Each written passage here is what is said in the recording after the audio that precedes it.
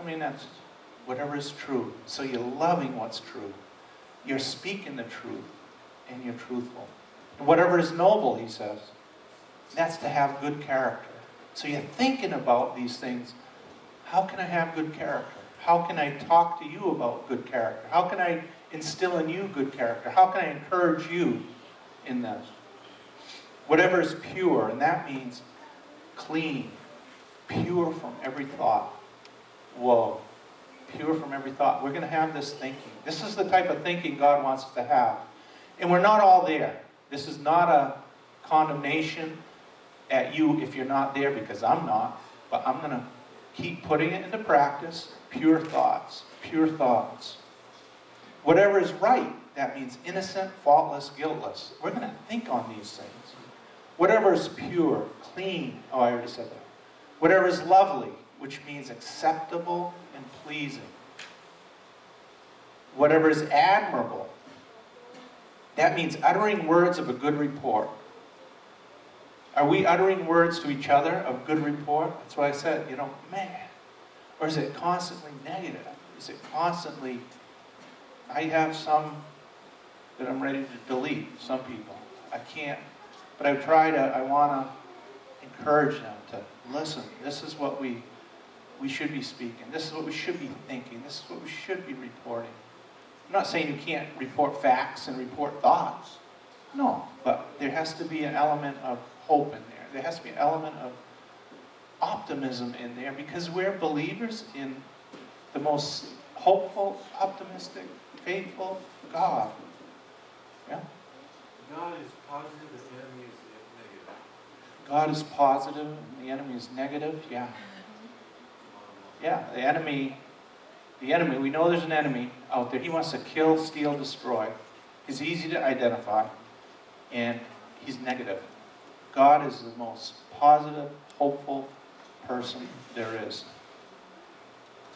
It says, whatever is excellent, that means virtue, moral goodness. That's what we're thinking on. And whatever is praiseworthy, it's a commendation, it's a praise. Are you commending people? You commending them. That means praising them. You're like encouraging them. That's what we should be doing. Giving, yeah. You're giving them, honoring them. I just want to say, I heard this about this woman that took this very seriously, and she decided to put into practice thinking on things that were excellent. And she would go to bed and think about the cells in her body, how they work. She must have been a human biologist. But she would think about her blood and how the properties of blood. She would think about her heart beating. She would think about how the human body is designed. Mm-hmm. So she would practice thinking on the excellent things of it's cool. Of how she's made before she went to bed at night. Yeah. And that, one good thing about that is you get to control your thoughts. You get to choose what you think on. Yeah. And this is just telling us we get to choose. We don't have to think on negative things. Yeah, we get to think on good things.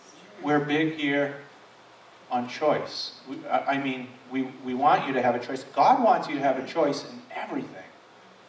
That's why He didn't create us puppets and robots. He didn't create us to do everything He wanted to do. He wanted us to have free will. He wanted us to enjoy Him and enjoy each other freely. And what was I saying? You were saying, I had a point, and I just lost it. Oh, choice. We're big on, we know there's choices we can make. And if you say, I can't help it, I'm addicted, that is a lie. You can help it. You have a choice. I mean, we here at the recovery, people, they try to say, I have a disease. It's not a choice. Boom. No, we tell them, you have a choice. We've seen it in our recovery program. We had one guy, I can't say his name, heroin, years. And he's been coming for a few weeks now. He stopped on his own at home. And he had a week of hell in detox by himself. You can choose to do it. And I think you guys have some testimonies too. If you choose, you actually can do it with God's help. And he said he never trusted in God more than that week. He was just, it was brutal. But he made a choice. Can you do that with a disease? You don't have a choice. You pray for it, you believe for it, you do what you can with it. It's not a disease. It's a choice you're making to hurt yourself, to do harm to you and your family. It's a choice. You're choosing to do it, so choose not to. Start putting that into practice. Start putting the healthy thoughts and the healthy living into practice. We all have to do it. We're all at different stages. Yeah? At the recovery coach thing, We learned a lot. It's all coming out today. We learned that the word trying was, I think this is right, Gail, help me if I'm not remembering. But the word, when you hear people say, well, I'll try, that's just to kind of give yourself permission to fail. Is that what it was? Permission to fail? Set yourself. So instead of saying, I tried, we can say, nope, I'm going to do it. And even when you say it to yourself, something you shrinks back, goes, oh, what if I don't? You leave yourself a back door. Oh, yeah. Yeah, that's what it was. Yeah, you leave yourself a back door. We talked about that a couple weeks in recovery. We says, I mean, how many of us say, I'm going to stop? We don't. We just leave a back door. We leave it like, I'm going to try the best I can. I'm like, but doesn't God want us to, by faith, step out and say, you know? But I do it too. I'm like, oh, honey, I'll try to be more sensitive. And, you know, I sometimes fail again. And then I say it again, I'll try. And she's like, you know, so, but we're practicing, aren't we? We're putting it into practice, and we're hopefully getting better and better, and it's getting easier and easier, and we're getting better and better thoughts, and that's what we're doing. We're in this together. I want to encourage you that we can do it. It's a choice. I just want to read Philippians 4, 8, and 9 in the Message Bible. It's just kind of neat how it says. This is summing it all up, friends. I'd say you'll do best by filling your minds and meditating on things true, noble, reputable, authentic, compelling, gracious, the best, not the worst, the beautiful, not the ugly, things to praise, not things to curse. Put into practice what you've learned from me, what you heard and saw and realized. Do that, and God, who makes everything work together, will work you into his most excellent harmonies. God is going to give you that peace, excellent harmonies. I want to read Romans 8:6.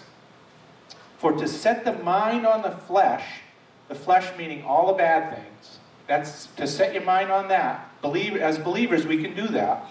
You can set your minds on the flesh. Is death.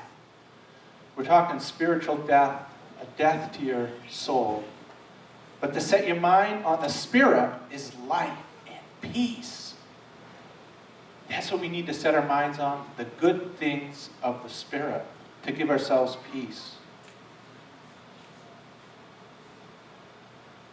I just want to end it on, I know we're going to do some things for the mothers then afterwards, but I just want to end a quote from Joyce Meyer in Battlefield of the Mind.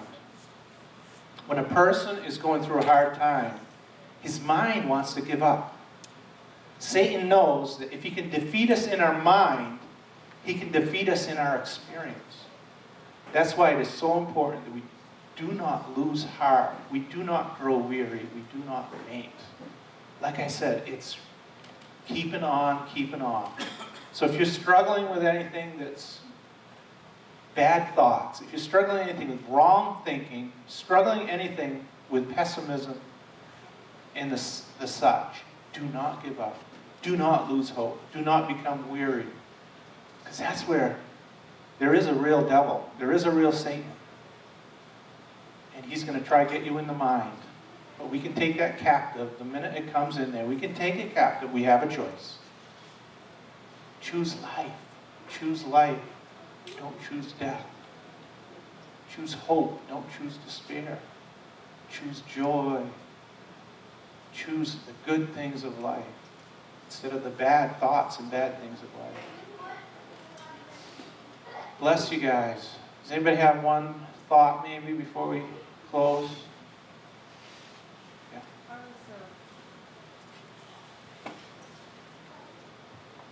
Just to know, I had a thought about trying, and I related it to something I enjoy doing, cooking.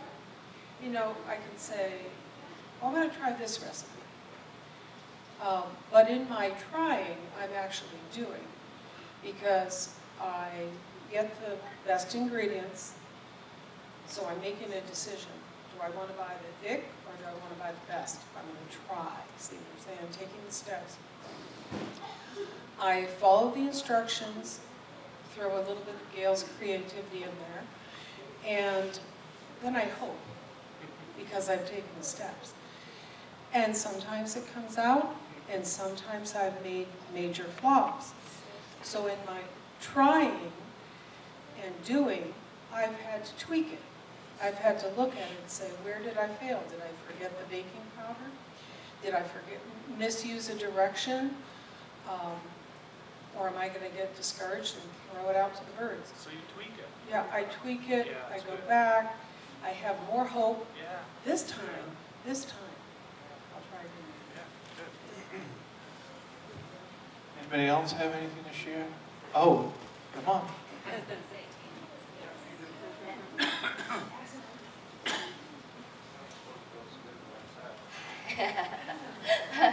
Thank you, Holy Spirit. Of course it does. I was gonna say. Yes, awesome. Did you know you're powerful? Yeah. Yeah? Really, really in your soul. Do you agree with that? Do you realize how powerful you are? It's so cool. So the verse that I was given here in this book that went along with the declaration that I had is 2 Timothy 1:7. I'm just going to quickly read. NIV version. It says, "For the Spirit God gave us does not make us timid, but gives us power, love, and self-discipline." Did you know you have that? It's so cool. I forget it a lot. Yeah. So, this is our declaration this week. I have a sound mind. I think the right thoughts, say the right words, and make the right decisions in every situation I face. So I'm going to break that down a little bit. I'll say a line, and if you'd like, you can repeat it out loud, however you want to do it to yourself. So even if you don't believe it, you are making a prophetic declaration. So, I have a sound mind. I think the right thoughts. Say the right words. And make the right decisions. In every situation I face.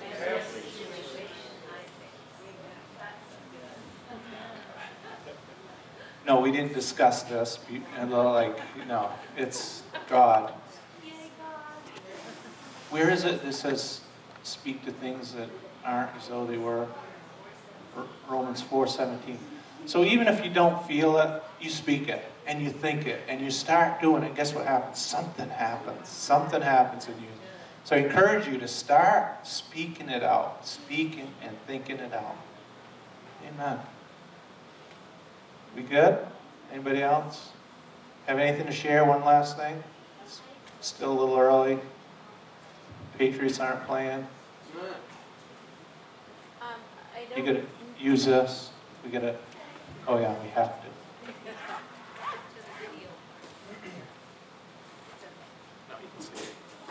I was here a few weeks ago when you guys prayed for healing over Jason's neck, and he had a bulge in his neck. It was a cyst. And we had gone, and he had surgery to get it removed. And everything, I just wanted to testify that everything went really, really well. It went way better than I could have hoped or asked for. He has a small scar, but it's not noticeable. The surgery went awesome. It was so much shorter than we expected. He even had a more complicated surgery we were hoping he wouldn't have, but it ended up that it was only a 2-hour surgery total, and they were staying up to 5 hours. So I just wanted to share that was, he still had to get the surgery, which, we were hoping he wouldn't, but he did, everything went great. And so I wanted to share that and thank you for the prayers. Awesome. Thank you. So good. Thank you. Oh, bless you guys. Go. Well, yeah, we have other stuff. You do it. This is your mothers. We're gonna give some. Oh, okay. I'm gonna call the moms up. Moms, gonna come up. Nice, very nice. Is that you, Mom? Yeah, all the moms that are moms, come on up All the moms that here. are moms. All the moms that are- All the ladies that are moms. There's a few of us here today. Yeah, I just felt like I just wanted to pray over you guys, but in a few seconds. But how many of us here?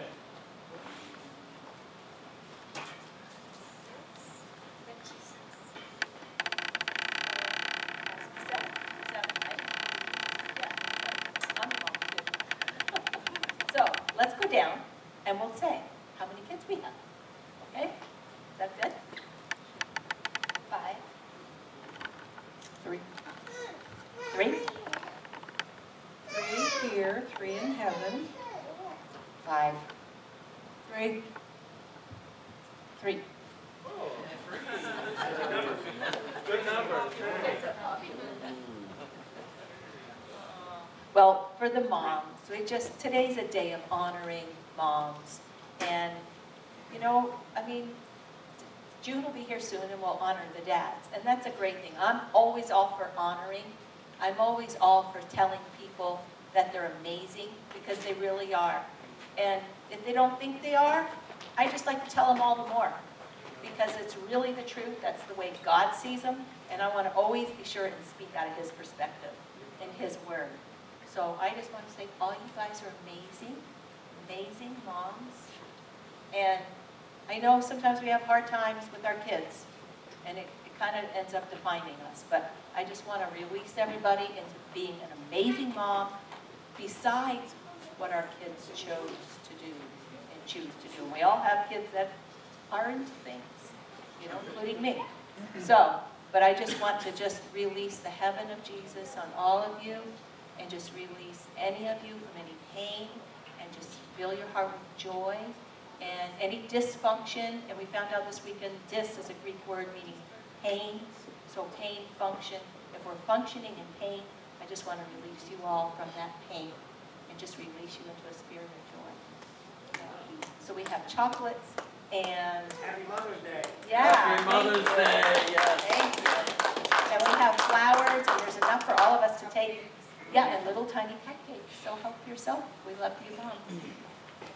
I make a quick announcement that I forgot. Oh, yeah. Today is Baby Bottle Blessing Day. I don't know if anybody's familiar with it, but we support the Monadnock Pregnancy Resource Center in the Monadnock region.